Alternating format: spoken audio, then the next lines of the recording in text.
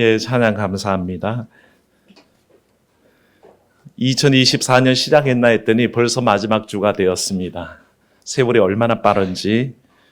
그래도 그간에 하나님께서 은혜로 지켜주셨고 또 우리 삶을 인도하신 줄로 믿습니다. 오늘은 참 바쁩니다. 송년 주일이면서도 또 우리 교회 학교는 졸업 예배입니다. 그래서 오늘 졸업하는 친구들이 우리 교회가 고3들이 이제 졸업을 합니다. 그것도 무려 5명이 졸업을 하게 됐습니다. 그래서 먼저 그 고3들 졸업을 좀 축하하면서 이 시간 보내기를 원하는데 고3들 한번 일어나 보세요. 고3이라고 굉장히 행동이 빠릅니다. 예, 새 친구만 앞으로 한번 나와주시면 여기 말고도 또 있어요. 우리 재원이도 있고 또 한결이도 있어요. 그런데 지금 안 보이는 것 같고 새 친구 먼저 그래도 얼마나 험난한 세월을 보내왔습니까? 우리나라는 입시 제도가 어떻게 된 게 중1, 2, 3부터 아니 초등학교 때부터 벌써 입시 준비하면서 그렇게 거의 12년, 짧게는 중학교부터 6년 세월을 잘 공부를 하고 그렇게 이제 졸업을 하게 되는데, 자, 돌아서세요. 이쁜 얼굴 왜 나만 보이냐? 내가 보는 건 너무 좋지만, 자, 너무 수고했다고 격려해 주시기 바랍니다. 네, 교회 학교가 좋은 거 선물해야 되는데, 늘 교회는 졸업할 때 성경이 선물이에요. 그런데 그거보다 더 좋은 건 없어요. 앞으로 가는 모든 길들에 하나님의 말씀 들고 승리하기를 바라요. 저 선물 주십시오.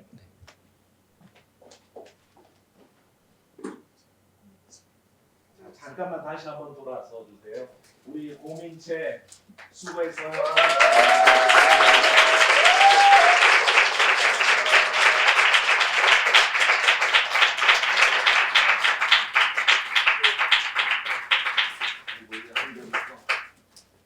현정이 수고 많았어요.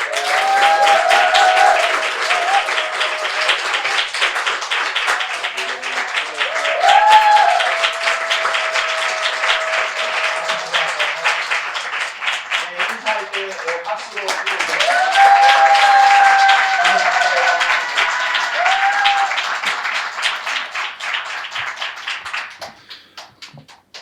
참 거의 같은 해에 태어났어요. 그렇죠? 그래가지고 거의 자라는 모든 날 동안에 사실 함께 했던 친구들이에요. 늘 하나님께서 인도하셨고 저렇게 이제 오늘 봤더니 아가씨들이 다 됐네요. 야, 고3 되면 원래 그런가 봐요. 아가씨들이 다 됐어요. 지금까지 지내온 거 수고했고 앞으로도 하나님께서 그 삶을 인도하시기를 원합니다. 네. 잠시 기도하겠습니다. 하나님, 우리 고3 친구들 졸업을 맞이하게 됐습니다. 세상에서는 2월이 졸업 시즌이지만 교회 학교는 12월 마지막 주로 졸업 예배를 드리고 이제 청년들로 올라갑니다. 하나님께서 지금까지 공부한다고 참으로 힘겹고 수고했습니다. 그러나 오늘 이 시점에 서서 생각하니 이제 끝난 것이 아니라 또 다른 시작인 것을 깨달아 알게 하시고 이 시점에 하나님께서 지금까지 인도하신 대로 앞으로의 삶도 인도하실 것을 믿어 고백하게 하여 주옵소서. 우리 사랑하는 고3 아이들이 참으로 자라는 모든 날 동안 하나님 의지하게 하시고 그 말씀 붙잡게 하시고 문제가 있을 때마다 주님 앞에 엎드려 기도하는 그런 영혼들에게 인도하여 주시옵소서. 무한한 축복을 담아 저들에게 드리며 참으로 하나님께서 그 축복대로 저들에게 복 내리시기를 원하옵고 주 예수님 이름으로 기도하옵나이다. 아멘. 이따가 끝나고도 많이 축복해 주시고요. 참 제가 까먹어 버렸습니다. 고3들하고 이따가 기념 촬영하기를 원합니다. 그러니까 여러분들도 고3들하고 기념 촬영하실 분들은 이따가 준비하셔서 촬영하시기 바랍니다. 이제 말씀을 함께 나눕니다. 오늘 말씀은 사무엘서인데요. 사무엘은 굉장한 의미를 갖고 있는 인물입니다. 역사적으로. 왜냐하면 이스라엘의 사사 시대가 끝나고 왕정 시대로 넘어갈 때에 그 교도부 역할, 가교 역할을 하는 사람이 사무엘입니다. 그래서 사무엘을 얘기하자면 이스라엘의 마지막 사사요. 그리고 참으로 마지막 선지자라고 얘기할 수 있습니다. 그 사사이자 선지자요, 제사장으로서 든든히 서 있었고, 그래서 이스라엘이 사사시대에서 왕정시대로 넘어감에 있어서 그 굳건하게 변동 많고 혼란 많은 시기를 잘 넘기게 만들었던 위대한 신앙의 인물이었죠. 그런데 이 사무엘을 우리가 얘기함에 있어서 빠뜨릴 수 없는 사람이 있습니다. 한나라는 여인이죠. 사무엘의 어머니입니다. 사무엘이 있기까지 얼마나 많은 눈물을 흘렸고 얼마나 많은 고난을 당했는지 모릅니다. 그래서 사실은 사무엘이 있다면 한나가 있었기에 가능하다라고 얘기할 수 있습니다. 한나의 눈물과 기도가 있었기 때문에 사무엘이라는 인물이 있는 것이지 그저 어느 날 갑자기 사무엘이라는 위대한 인물이 나타난 건 아니란 거죠. 근데 오늘 말씀에는 참으로 이와 같이 한나와 사무엘의 관계를 보여줄 뿐더러 우리에게 하나의 믿음의 팁을 제공하는 것이 정반대 인물이 또 한 명이 등장합니다. 다 알고 계시겠지만 엘리라는 당시의 제사장입니다. 이 두 사람의 극명한 삶을 대조해 보면서 우리 인생들에게 주신 하나님의 뜻과 어떻게 우리가 믿음 생활 가정에서 잘 해야 되는지를 한번 생각해 보고 결단하는 시간이 되기를 원합니다. 오늘 말씀은 아직 읽지 않았지만 그 앞쪽에 가면요, 한 여인의 아픔으로부터 시작합니다. 이스라엘은 과거에 아직 의학이 발달되지 않았기 때문에 한 여인이 시집 가서 아이를 못 낳는 일이 생기면 그 모든 짐을 그 여인이 졌어야 됩니다.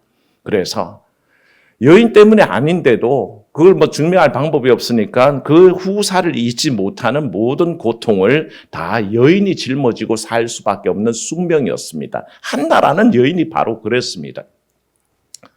한 남자에게 시집 갔는데 아이가 없습니다. 늘 눈물로 기도하지만 하나님께서 그 이야기에 들어주시지 않았습니다. 그래서 그 중간에 그 남편이 새로운 아내를 얻었죠. 그래서 후사를 잊게 되는데 그 일이 이 여인에게 얼마나 아픔이요 가슴에 못이 박혔겠습니까?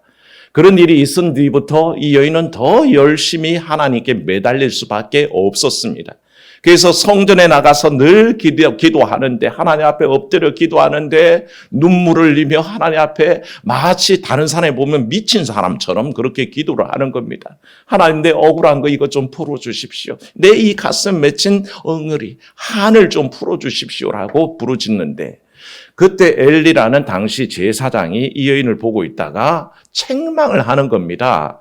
위로해줘도 모자랄 판에 이 엘리가 말하기를 이 여인아, 대낮부터 술 먹었냐? 왜 와서 술 취한 듯이 그렇게 난리를 치고 있냐라고 책망을 하는 겁니다. 한나가 얘기합니다. 제가 술 취한 게 아니고요. 제 심정이 이렇습니다. 하나님 앞에 너무 억울함을 호소합니다. 라고 그렇게 말할 수밖에 없는 상황이었습니다. 늘 괴로움을 안고 성전에 나가서 하나님 앞에 엎드려 간구하는데 오늘 말씀 성경 피고 있는 분들 한번 보십시오. 1장 10절 말씀 가시면 이때의 마음을 이렇게 성경은 기록하고 있습니다. 있는 분들 함께 읽어봅니다. 한나가 마음이 괴로워서 여호와께 기도하고 통곡하며 이게 한나의 마음이었습니다. 그 마음이 너무 괴롭고 그 마음이 너무 고통스러워서 하나님 앞에 기도하고 통곡했다는 것입니다. 그냥 보통으로 기도하고 싶어도 그 마음이 그렇게 되질 않습니다. 얼마나 답답한지, 얼마나 억울한지, 얼마나 원통한지 하나님 앞에 그 마음의 괴로움을 다 소리질러 외칠 수밖에 없던 상황이었다는 것입니다. 그 괴로움을 바라볼 때 이 괴로움을 바라보는 엘리 제사장, 근데 그에게 영적인 통찰력이 없다는 게 참 문제였죠. 그래서 그 애통하는 마음을 단지 술 취했다라고 얘기할 수밖에 없는 엘리의 캄캄한 영적 상태를 사실 우리는 보게 됩니다. 1장 14절 말씀도 찾으셨으면 한번 읽어볼게요. 시작. 엘리가 그에게 이르되 내가 언제까지 취하여 있겠느냐? 포도주를 끊으라 하니. 엘리 그렇게 봤다는 겁니다. 언제까지 네가 취해 있을래? 술 좀 끊어라. 이렇게 얘기하면서 그 한나의 괴로운 마음을 전혀 통찰하지 못하는 영적인 캄캄함이 그에게 있었다는 것입니다. 이 장면이 굉장히 대조적입니다. 한나라는 여인은 하나님 앞에 엎드려져서 기도하고 있는데 엘리라는 제사장은 그냥 서 있는 것 같지만 사실은 하나님 앞에 영적으로 잠들어 엎드려져 있더라는 것입니다. 그 마음의 괴로움을 가지고 하나님 앞에 기도하는 깨어있는 한나. 그러나 그 모습은 하나님 앞에 엎드려져 있고 한 사람은 서서 정신을 차리고 있는 것 같은데 실제로는 하나님 앞에 엎드려져서 자빠져 있는 그런 영적인 침체 속에 있는 엘리 제사장을 보게 된다는 것입니다. 이 모습이 사실 한나의 모습만 그런 건 아닙니다. 성경에 나오는 많은 신앙의 위대한 위인들은요, 하나님 앞에 늘 엎드러져서 기도했던 사람들입니다. 슬픔이 닥치면 기도하고 고난이 닥치면 기도하고 어려움 중에 기도하고 그 모습이 늘 하나님 앞에 엎어져 있었습니다. 모세가 어땠습니까? 이스라엘이 광야길에서 물 없다고 괴롭히고 먹을 거 없다고 난리를 치고 우리를 다 죽게 했다고 그렇게 원망할 때 그는 어떻게 한지 아십니까? 두 말 안 하고 하나님 앞에 엎드러졌습니다. 요사밧이 어땠습니까? 히스기야가 어땠습니까? 자기 몸이 병들어 죽을 때 아무 말 하지 않고 나라의 위기가 닥쳤을 때 아무 말 하지 않고 하나님 앞에 엎드러졌습니다. 3년 6개월의 기근 속에 엘리야가 어떻게 했습니까? 하나님 앞에 엎어졌습니다. 그래서 하나님 앞에 간구한 것을 보게 됩니다. 한나만 그런 게 아닙니다. 여러분 중에도 그런 분들이 있습니다. 문제가 생기면 그저 하나님 앞에 털썩 엎드려 아버지 주여 들어주시옵소서. 그렇게 구할 수밖에 없는 그 모습이 오늘 우리 가운데도 있다는 것이죠. 그러나 사랑하는 여러분, 그게 유일한 방법인 것을 믿으시기를 축원합니다. 그게 유일합니다. 다른 방법은 없습니다. 그래서 너무 극적인 대조를 이룬다는 것입니다.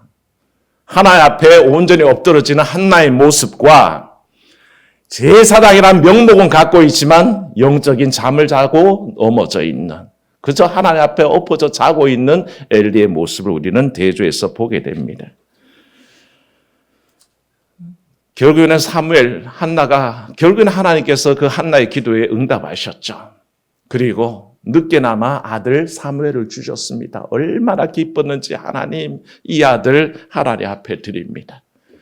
늦게 봤으니 애지중지 그저 주머니에 넣고 다니고 싶고 눈에 넣고 다니고 싶어도 아깝지 않은 그 아들인데 한나는 기꺼이 그 아들을 성전으로 보냅니다. 그래서 하나님 말씀 안에서 예배하며 찬양하며 기도하며 그렇게 자라도록 사무엘을 어릴 때부터 성전에 들여보냅니다.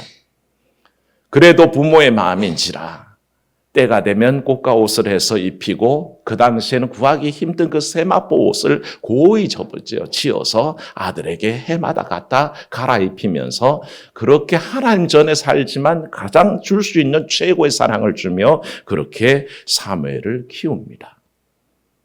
그냥 키웠겠습니까? 기도로 키우는 거죠.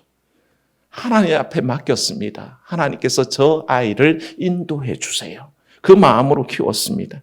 그러니까 어떻습니까? 사무엘은 자랄수록 오늘 말씀에도 나와 있지만 26절 뭐라 그랬습니까? 아이 사무엘이 자라며 여호와와 사람들에게 은총을 더욱 받더라. 자랄수록 더 귀한 아이, 자랄수록 더 자랑거린 아이로 자라더라는 것입니다. 이 모습은요, 예수님께서 자랄 때도 똑같은 모습이었습니다.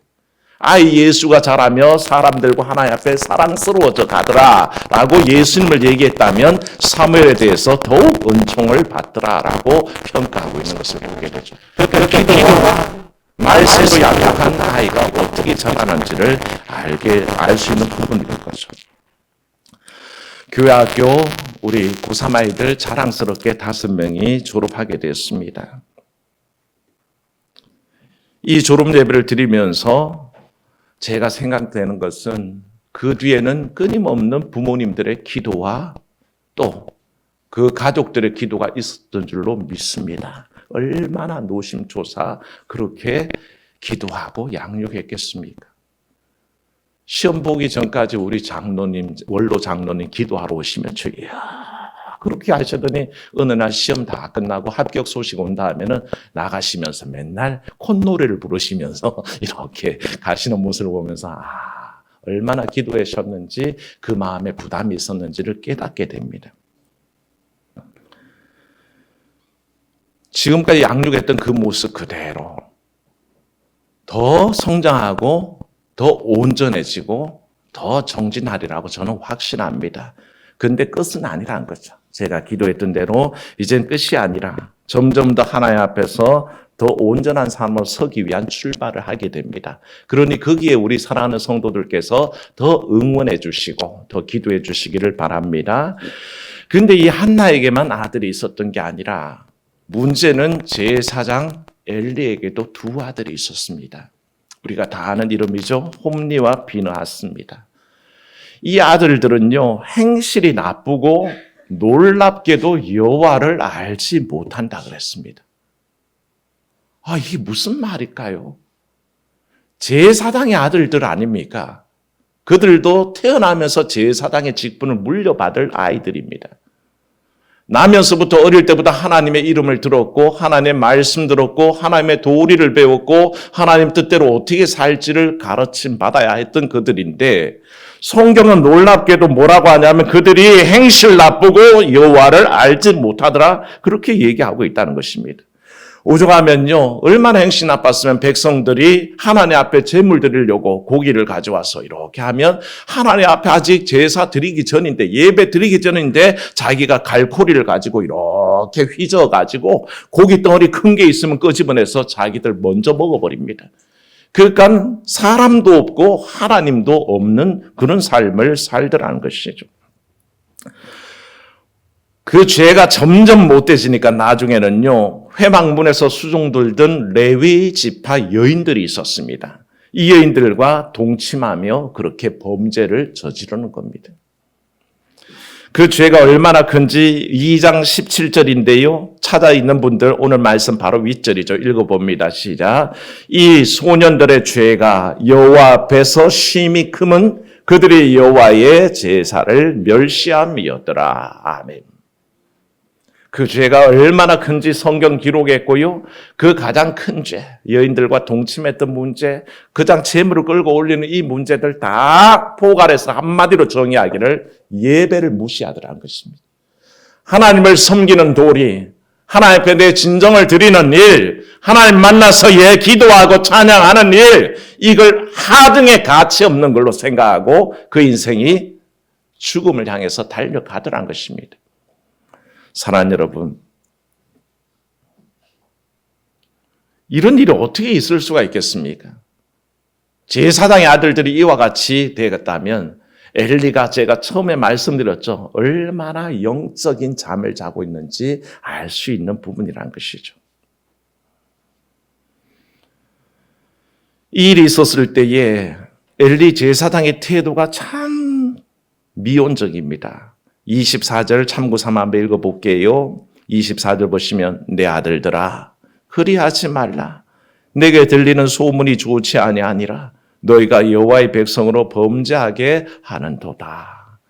참 듣기 좋은 말로 잘 타이르죠. 참 온화한 아버지죠. 그러나 여기에 따끔한 일침이 없습니다. 얘들아 니네 그렇게 살다가 난 죽어. 너 그렇게 살면 하나님의 미움받아서 멸망할 거야. 일침을 가해야죠. 그런데 고작 한다는 말이 야 들리는 소문이 좋지 않아. 조심해. 네가 그렇게 하면 다른 백성도 범죄하지 않겠냐. 조심해. 이 정도로 경고하고 만다는 것이죠. 사랑하는 여러분, 자녀의 신앙 문제에 있어서는 단호하시기를 축원합니다. 절대 타협하지 마십시오. 신앙의 문제를 타협하지 마십시오. 가족에게도 마찬가지입니다. 믿음의 문제 가지고는 타협하지 마십시오. 다른 건 100번 양보해도 좋습니다. 돈 때문에도 양보하고 시간 때문에 양보하고 다른 모든 것은 양보할 수 있습니다. 그러나 믿음은 양보할 수가 없습니다. 왜? 거기는 생명이 있기 때문에 그렇습니다.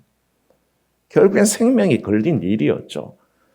홈리와 비느하스에 대해서 엘리 제사장이 따끔하게 일침을 못 가하니까 그들은 점점 죄악에 빠졌고 나중엔요 그들이 전쟁터에 하나님의 법궤를 앞세워 가다가 결국엔 법궤 다 뺏겨버리고 자기들도 죽습니다. 어떻게 됐습니까? 그 소식 듣고 달려와 가지고 엘리 제사장이 그저 이렇게 의자에 기대어 가지고 이렇게 졸고 있는데 당신 아들들이 죽었습니다. 그러니까 거기에서 뒤로 자빠져서 그냥 죽고 말지 않습니까? 아들들 죽었죠. 자기 스스로도 의자에서 떨어져서 죽었죠. 죽음이 관련되어 있는 일입니다. 생명이 관련되어 있는 일입니다. 이 일을 어떻게 대충 넘어가겠습니까? 자녀 신앙을 유지하기 위해서 단호해야 됩니다. 주일 성수, 예배하는 삶, 하나님께 기도하며 맡기는 삶을 아무리 강조해도 부족함이 없습니다. 자녀에게 이 일을 가르치려면 어떻게 해야 됩니까? 내가 확고하게 먼저 서 있어야 됩니다. 내가 주일을 양보할 수 없습니다. 내가 기도하는 삶을 거칠 수 없습니다. 내가 하나님 붙들고 하나님 믿는 믿음 안에 살기를 포기하지 말아야 됩니다. 그리고 그걸 그대로 자녀에게 전해줄 때에 우리가 늘 고백하는 아브라함의 하나님, 이삭의 하나님, 야곱의 하나님으로 하나님을 믿는 믿음이 전해지는 것입니다. 사랑하는 여러분, 이 말씀 늘 마음속에 새기고 참으로 품에 넣어 다녀도 아깝지 않은 아들 기꺼이 성전에 보내서 하나님 뜻 안에서 자라게 하는 한나의 믿음과 비록 영적 지도자이면서도 아들들 하나님 말씀대로 양육하지 못해서 그 삶이 비참한 죽음으로 끝나게 한 그 엘리 제사장의 삶이 너무나 대조를 이루어서 오늘 우리에게 어떻게 살아야 될지를 생각하게 한다는 것이죠. 나중에 그렇습니다. 결국 사무엘은 엘리의 뒤를 이어서 제사장이 되었고 그리고 사사에서 왕정으로 넘어가는 혼란기를 잘 인도했을 뿐더러 최초의 왕 사울왕을 세우는 일, 별게 다 생각이 안 나네요. 사울왕을 세우는 일, 그 일도 감당했고요. 그렇게 훌륭하게 왕으로서 그리고 나중엔 그 위대한 왕 다윗을 세우기까지 자기에게 주어진 모든 직무를 감당하는 위대한 지도자로 세워졌죠. 그러나 엘리는 어떻게 됐습니까? 조금 전에 말씀드렸죠. 홈리와 비나서 비참하게 죽고 자기 자신도 비참하게 죽어서 그 가문이 완전히 멸망해버리는 것을 보게 됩니다. 사랑하는 여러분, 이제 성탄절이 지나고 성탄절 후 첫 주일을 맞이했습니다. 우리가 이때를 살아감에 있어서 성탄절 지났다고 많은 이들이 벌써 성탄의 기쁨을 잊어버립니다. 그러나 제가 늘 말씀드리잖아요. 끝이 아니라 시작입니다. 성탄의 기쁨은 내게 와주신 예수 그리스도와 더불어 살아갈 준비를 하게 만드는 겁니다. 그 아기 예수의 와주심을 찬양하고 기뻐하며 모시고 이제 또 한 해의 삶을 살게 되는 것입니다. 똑같이 우리 고3 아이들 끝난 게 아닙니다. 졸업이 끝이 아니죠. 또 새로운 삶이 기다리고 있고 주의 말씀 안에서 주께 기도하며 맡기고 사는 삶이 열려 있습니다. 2024년 마지막 주일이라고 끝난 게 아닙니다. 또 다른 2025년의 새해가 우리를 맞이할 것이고 그때도 똑같이 주의 말씀과 기도와 또 찬양으로 승리하는 삶을 우리는 살아내야 할 줄로 믿습니다. 그런 삶이 되시기를 주의 이름으로 축원합니다. 은혜로우신 하나님, 하나님 앞에 엎어지는 삶을 생각해 봅니다. 기도한다고 늘 엎드리는 삶이 복받을 줄 믿습니다. 그러나 하나님 앞에 엎드러져 영적인 잠을 잘 때는 패망할 줄로 압니다. 엘리 제사장이 하나님 앞에서 영적인 잠을 엎드려 자고 있었고 겟세마네에서 제자들이 주님은 기도하는데 그저 엎어져 자고 있었습니다. 우리가 이런 모습일까 두렵사오니 붙잡아 주시옵시고 참으로 주께서 우리에게 원하시는 바 기도하는 삶, 깨어있는 삶으로 나가도록 도와주시옵소서. 고3 아이들 졸업시키며 저들의 삶에 하나님 늘 깨어서 기도하는 삶이 되기를 축원합니다. 하나님께서 인도해 주시고 늘 주 안에서 깨어있는 삶으로 승리케 하여 주시옵소서. 우리 성도들의 삶을 주장하사 2025년 새해를 맞이하며 더욱더 믿음 안에 깨어있도록 인도하여 주시옵소서. 주 앞에 엎드려 있기는 하나 영적인 잠을 자는 저들이 아니라 참으로 기도하는 저들에게 붙잡아 주시옵소서. 주 예수님 이름으로 기도하옵나이다. 아멘.